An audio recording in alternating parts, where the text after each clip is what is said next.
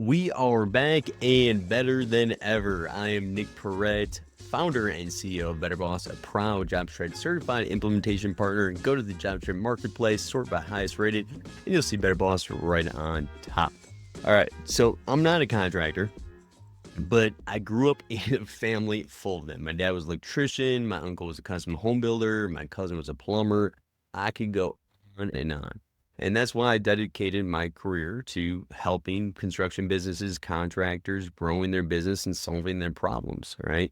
So in the last 12 years, I've had a front row seat inside of these businesses, 500 of them plus, right? Probably well more than 500 at this point, from 0 to 80 million in annual revenue in all types of trades.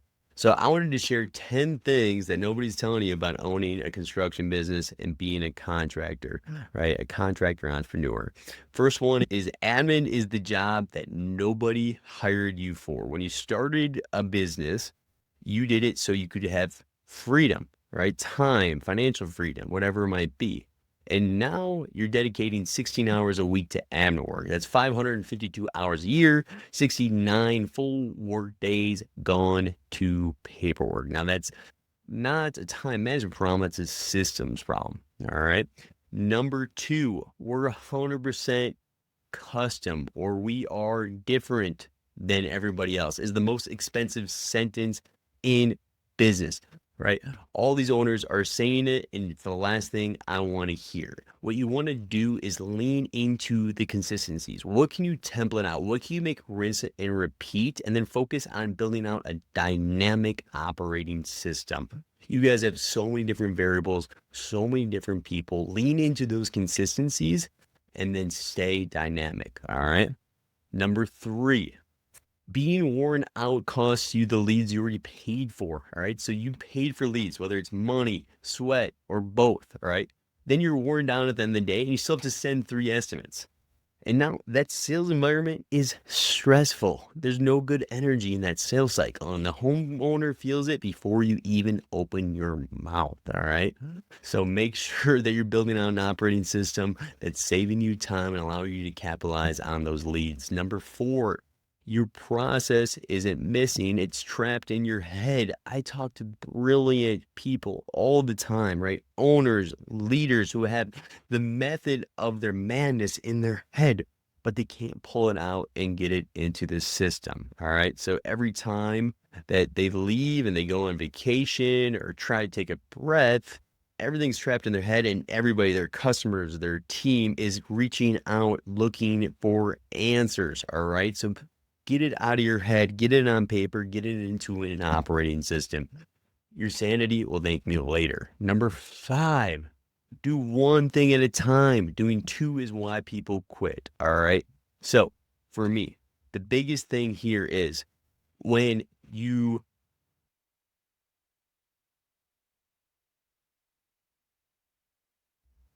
all right. Number five, be the best at one thing. All right.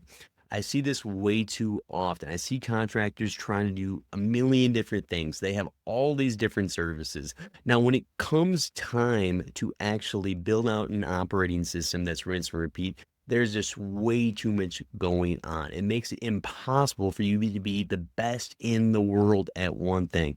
So slim down your offerings, perfect your process, your client experience, your operations for those services, and be able to execute consistently, rinse, repeat at a high level where you're getting the same outcome and the same result. Happy clients and beautiful projects that are profitable. All right. Number six, there we go. Building it isn't the win. Adoption is. All right. So we work with so many contractors, construction businesses. We build out this beautiful operating system for them. All right. Now, the biggest thing is it's still not easy. You have to take the time to learn the system, right? Use the training materials, right? Get on calls with our team. Meet with your team afterwards. Do demos, take test jobs, and run it through. If you're looking at it as a sports team, they're practicing all the time. It's 10 to 1 that they're practicing versus they're actually playing. So set up, whether it's weekly, monthly meetings with your team and your key people and do practice run-throughs and showcase how to utilize the system. Get feedback from your team, make them part of building out this operating system, and really invest in your team understanding how to utilize it. All right. Number 7, AI is not magic beans. Unfortunately, I love AI so much. We use it for every single thing that we do internally or for our customers. But you know what? We built a strong foundation first. We built out SOPs, processes for how to do these different tasks and responsibilities as a human. And then from there, what we did is we wrapped those processes in AI. Unfortunately, buying JobTread or utilizing AI or hiring better boss is not magic beans. Anything that's worthwhile takes time, energy, and hard work. So take these tools, take these resources, take these people who can help you win, right? But continue to put in the hard work to maximize that opportunity. All right. Your best marketing is the customer you already have. Always, man. All right. I get it, right? There's Google ads, there's Facebook ads, there's all these different tools. But think about this. Each one of your customers should be putting value back into your business. They should be leaving you a Google review, a Facebook recommendation, a video testimonial, a before and after of their project, building it out as a case study to showcase other people and prospects who want similar projects, showing them that you can do it and this is how. All right. Number 9, you're going to pay for the experience either way. All right. So I just met with a guy who took a $200,000 bridge loan because his budget wasn't detailed enough. All right. You got to pay for your own experience. I do it all the time, right? I'll spend hours or I'll spend thousands on a new initiative. And you know what? It just didn't work out the way I expected. You should be using the open door policy that Amazon follows. Basically, if they have an idea, a new concept, something they want to test, they will try it right away, right? Don't wait on it. Don't delay, right? As long as they can walk through that door and try it and walk right back the other way and get out of there as quick as possible without that much liability. All right. But you got to be testing things. And remember, you're going to be learning through experience. Unfortunately, that is the number way to gain wisdom. All right. And finally, number 10. All right. More revenue is not more freedom. All right. I see people all the time who could have made more sales, but decided not to because they wanted to make sure that they can actually handle the operations of the system, that they can keep their profit margins high, they can keep their customers high. So I'll see this a lot. I'll see people who go through drastic increase in revenue, right? I've worked with people who go from $0 to $20 million, right? That exponential growth curve.